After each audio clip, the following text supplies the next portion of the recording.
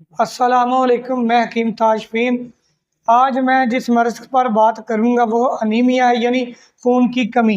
इस बीमारी का आज आपको बेहतरीन इलाज बताऊंगा, लेकिन इसकी चंद वजूहात बता देता हूँ जिन्हें जानना आपके लिए इंतहाई ज़रूरी है। नंबर एक, जो इसकी बड़ी वजह है वो है ग़ज़ा में फौलाद की कमी होना, यानी ऐसी ग़ज़ाओं का इस्तेमाल कम या तर्क कर देना जिनसे फौलाद हासिल किया जाता है, जैसे गोश्त, सब्ज़ पत्तों वाली सब्जियां और खुश्क मेवाजात। और दूसरे नंबर पर विटामिन B12 और फोलिक एसिड की कमी, क्योंकि इन विटामिन के इलाके बगैर जो खून के सुर्ख सुखुलियात हैं उनका बनना तकरीबन नामुमकिन होता है। इसके अलावा बुरी आदत, जिनमें ख़ास तौर पर खाना खाने के फ़ौरन बाद चाय या काफ़ी का इस्तेमाल करना है, ये इंतहाई बुरी आदत है, क्योंकि इससे जो फौलाद है वो खून में जज़ब नहीं हो सकता।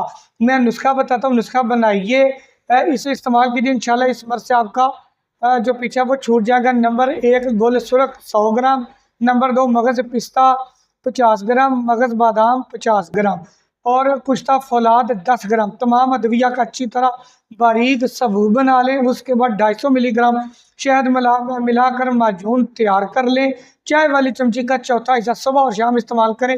20 दिन के अंदर अंदर आपका हीमोग्लोबिन इंशाल्लाह पूरा जगह खून की मिकदार पूरी हो जाएगी। 1 महीना मुस्तकिल इस्तेमाल करने से अनीमिया जैसी मुज़ी